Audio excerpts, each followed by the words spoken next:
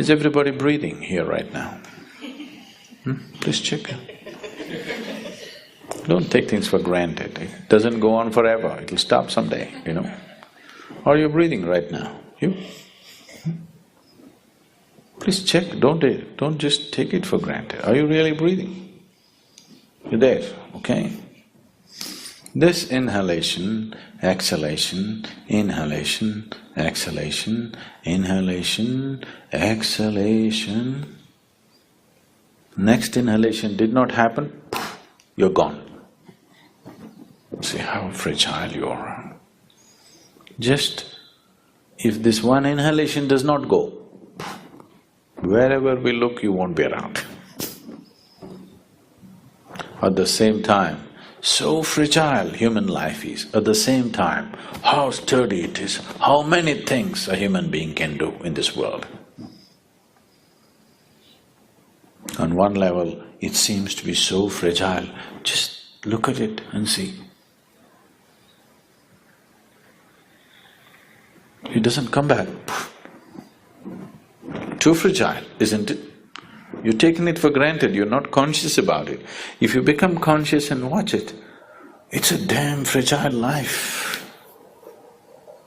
At the same time, how sturdy it is, how many things it can do. This is the beauty of creation. Everything is tenderly balanced. So tenderly, you cannot disturb it. Not easily, you know. The whole creation is like this, it's just like that. That shows the mastery of the Creator.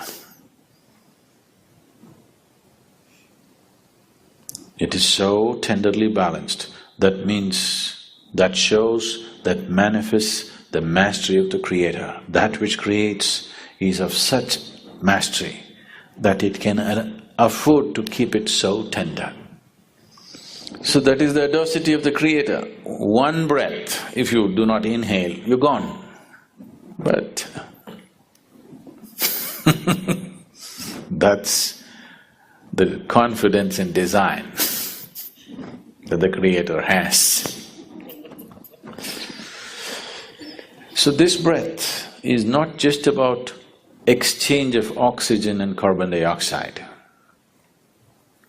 In yoga, we call this the Kurma Nadi.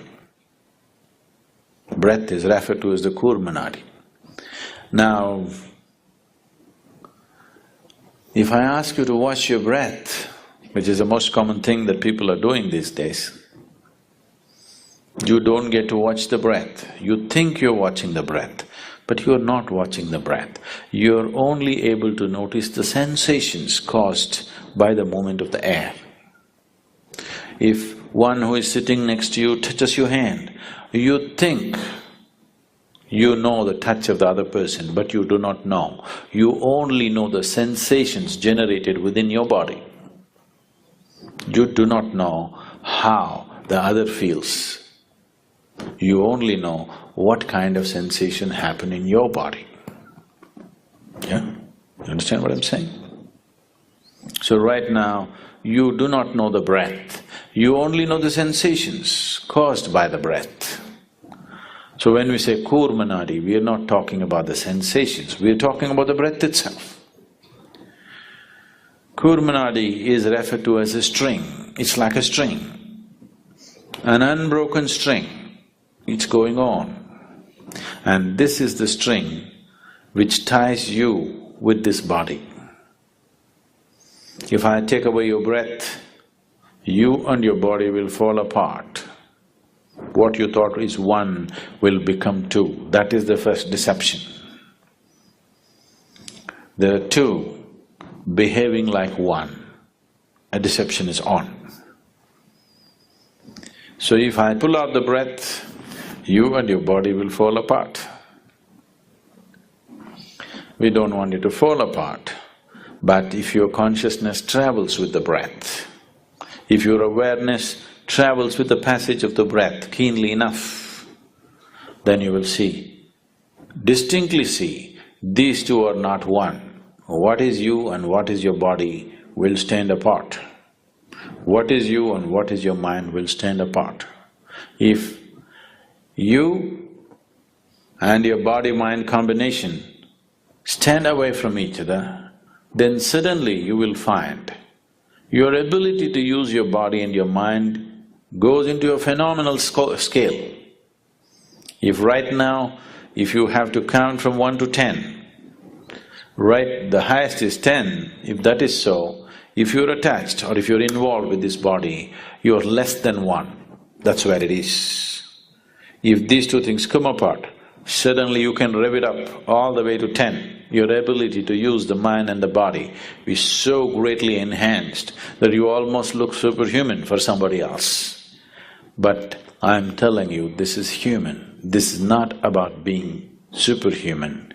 This is about realizing being human is super. Yes, it's not a simple thing to be human. Now the Isha Kriya just involves this. Your thought is playing a very important role in your life right now. So let's employ that. And your breath is vital. So let's employ that. And without your awareness, you wouldn't know that you're even here right now. If you're not aware, you do not even know whether you're alive or dead, or whether you exist or not. So these three ingredients, your breath, your thought and your awareness, in the right combination, if you use them, you will see slowly a little bit of distance arises between you and your body. Now, you're very distinctly moving from untruth to truth. So what we will do is, sit in a cross-legged posture and keep your hands open, facing upward. Sit with your face slightly upturned. The moment you sit this way, with a slightly upturned face, you will see naturally your focus will shift between your eyebrows. So maintain this mild focus between your eyebrows, and now what you do is, you take these two thoughts. With inhalation, one thought, with exhalation, another thought. I will walk you through this. Whatever the duration of the thought, let that be the duration of inhalation, and whatever the duration of the other thought, let that be the duration of your exhalation. With inhalation, we will take this thought, I am not this body. With exhalation, you will take the other thought, I am not even this mind. I am not this body, I am not even the mind. Now, oh, I am not this body, what does it mean? Will I lose my body? That which you accumulate, you can claim it's yours, but the moment you think it's me, you're actively heading towards insanity. As I sit here, if I suddenly say, this is my vessel, you will think, well, Sadhguru seems to have a problem. But you know, there's a reputation of being wise. So you will sit for some more time. After some time I said, this is me, you will say, let's go. Because the moment I say, this is me, it seems like absolute insanity. There's no sign of sanity. But this has happened and it's continuing to happen. The food that you eat, when it arrives on your plate, you say, this is my food, you eat it, and immediately you say, this is me.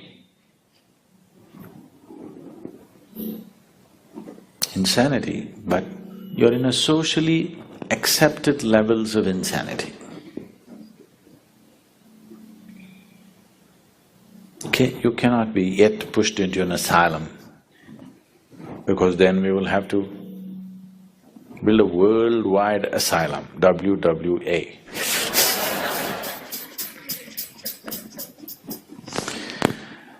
So, this is an open asylum.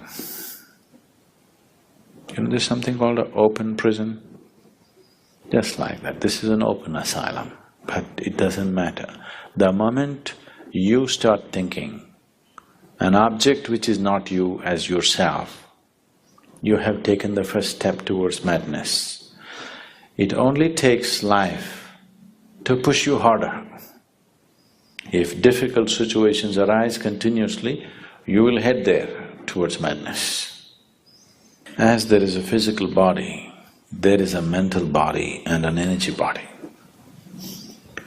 In the structure of the energy body, there are 72,000 nadis or pathways or channels in which the vital energy moves. These 72,000 nadis meet and redistribute in 114 different places. There are 114 important junction points. So these 114 junctions are referred to as the chakras. So there are 114 chakras in the body, 112 within the physical body, 2 slightly outside the physical body. Of all these 114 chakras, there is only one chakra in the whole body where all the nadis or all the pathways meet at one point. That is known as the Manipuraka, which is physically located about 3/4 of an inch below your navel. So the navel is known as Manipuraka, or it is known as the maintenance center. Body is maintained from here because this is the only place where all the pathways of prana or the vital energy meet and redistribute themselves. Even when you were in your mother's womb, where was the maintenance pipe connected to you? It's at the navel. So today, that has been severed, but still the maintenance center is in the navel. So this is the Manipuraka chakra, this is the only place where everything meets. If you utter the sound ah, you will see the reverberation begins just about 3/4 of an inch below your navel and spreads right across the body. Just feel this and see. Close your eyes, keep your spine erect. Utter the sound ah, fully exhaling into the sound.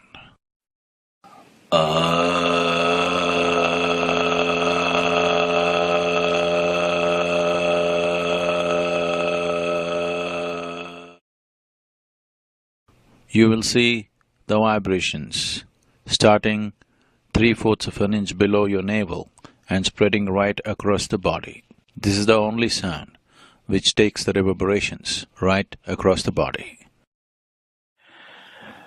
So, reminding yourself through your breath and thought and awareness that you are not the body, you are not the mind. If this message has to go viral to every cell in the body, if the message has to go, it has to be taken to Manipuraka. Then only the information goes everywhere, otherwise it gets localized. So when you utter the sound ah, if this has sunk into you, if this awareness has sunk into you that I am not the body, I am not the mind, then it reminds every cell in the body in case they have false notions.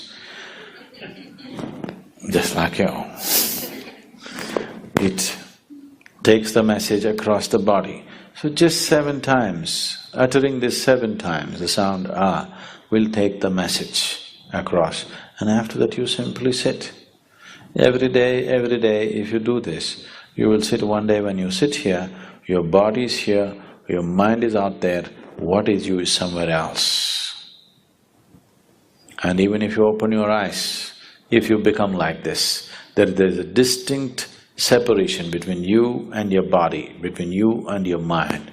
This is the end of suffering, because there are only 2 kinds of suffering that you have known in your life, physical and mental. Once there is a little space between you and the body, between you and the mind, that is the end of suffering. Only when the fear of suffering completely disappears from your perception, only then, as a human being, you will explore the full depth and dimension of who you are. You will dare to explore the full scope of what it means to be human only when there is no fear of suffering. Otherwise, as long as fear of suffering is there, every step that you take is only half a step. And if you keep taking half steps, you become half alive. If you want to become a fully blossomed life, it is very important that there is no fear of suffering. And that is only possible when there is a little distance between you and the body, between you and the mind. As long as you're identified as the body, as long as you're identified with the mental process, fear is a natural process. So sound takes the message across the body, to every cell in the body.